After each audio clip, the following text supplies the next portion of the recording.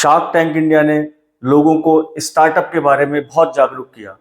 लोगों को बताया कि स्टार्टअप कैसे होता है, स्टार्टअप में पैसा कैसे मिलता है। आपने देखा होगा कि जब इन्वेस्टर बोलता है फाउंडर को कि मैं आपको डेट दूंगा, इक्विटी नहीं दूंगा, तो फाउंडर्स कुछ थोड़ा दिमाग में उनके कंफ्यूजन होता है कि डेट लिया जाए या ना लिया जाए।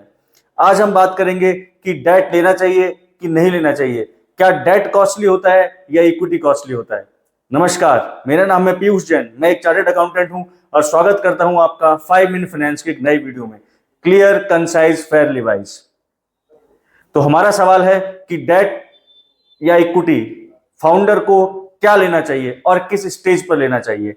बात करेंगे कि डेट क्या महंगा होता है या इक्विटी महंगी होती है, दोनों में क्या नुकसान है और क्या फायदे हैं। बात करते हैं डेट के बारे में। फाउंडर को जब बोला जाता है कि हम आपको डेट देने को तैयार हैं, उसका इंटरेस्ट रेट होगा 10%, तो एकदम से फाउंडर के दिमाग में आता है क्या मुझे इसे लेना चाहिए या नहीं लेना चाहिए।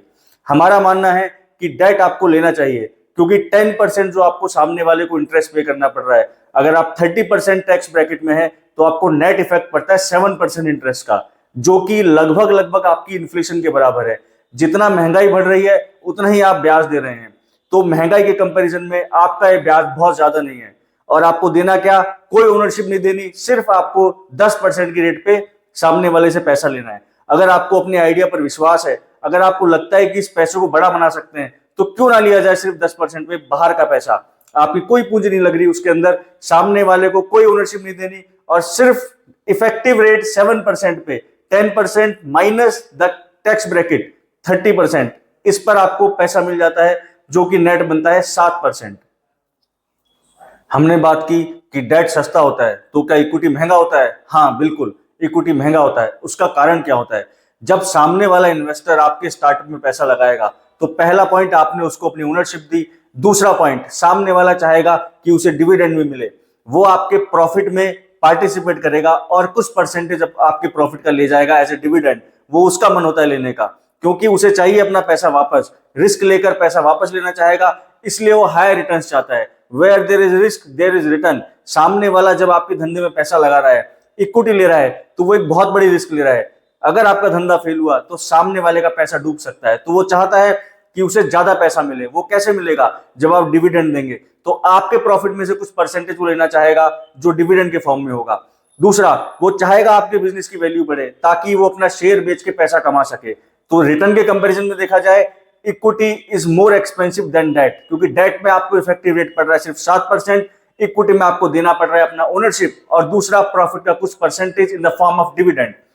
तो शुरुआत में जब आपको लगे कि आप एस्केलेट कर पा रहे हैं, तो इक्विटी डायलूट मत कीजिए। जब आपको लगता है कि पैसे की बहुत ही ज्यादा आवश्यकता है, तो अब यहां पर रिटर्न्स का कंपैरिजन नहीं किया जा सकता, क्योंकि प्राइम है जो हमारे लिए है, वो है हमारा बिजनेस। बिजनेस चलेगा तो ही हम पैसा बना पाएंगे। अगर लगे कि बिजनेस डूब सकता है बगैर पैसे के, तो यहां पर कॉस्टिंग मैटर नहीं करती। डेट हो या इक्विटी, जहां से भी पैसा आए आपको लेना पड़ेगा।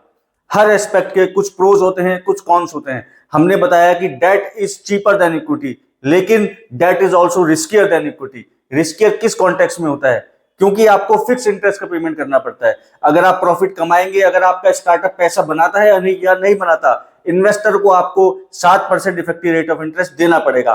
तो in terms of riskiness, debt is more riskier than equity, क्योंकि इक्विटी में डिविडेंड उसको तभी मिलेगा जब आप पैसा बनाएंगे। अगर आपने पैसा नहीं बनाया तो इन्वेस्टर को कोई डिविडेंड आपको देना नहीं पड़ेगा। आपको कोई सरदर्दी नहीं है कि आपको पैसा बना के सामने वाले को देना है, क्योंकि आपने उसको अपनी ओनरशिप दी हुई है, तो वो रिस्क जैसा आप ले रहे हैं वैसे ही रिस्क उसको लेना पड़ेगा। तो debt is riskier than equity. अब दोनों चीजों को अगर हम देखें तोल के, तो क्या पता चलेगा? Debt is cheaper than equity but riskier than equity. तो हमें जब भी स्टार्टअप चलाएं, हमें बहुत इंटेलेक्चुअल होकर डिसीजन लेना पड़ेगा कि हमें अब डेट लेना है या इक्विटी लेना है, क्योंकि एक ही फॉर्मूला सभी एस्पेक्ट में काम नहीं करता। Debt is important in the startup as good as the equity. आपको देखना पड़ेगा कहां रिस्क है, कहां पर नहीं है। जहां पर रिस्क है वहां पर आप इक्विटी दीजिए, जहां आपको लगता है कि आप इंटरेस्ट कॉस्ट बियर कर सकते हैं, वहां डेट लीजिए। सो डिपेंड करता है सर्कमस्टांसेस पे, ये डिपेंड करता है आपकी पोजीशनिंग पे कि आपको डेट पर जाना चाहिए या इक्विटी पर जाना चाहिए। अगर मैं क्रक्स में बोलूं तो debt is cheaper than equity but riskier than equity. ऐसे ही कॉन्सेप्ट्स के लिए फॉलो करते रहिए 5 मिनट फाइनेंस। आपका रास्ता हम क्लियर करते रहेंगे और आपको नॉलेज देते रहेंगे। Clear, concise, Fairlie wise. Thank you.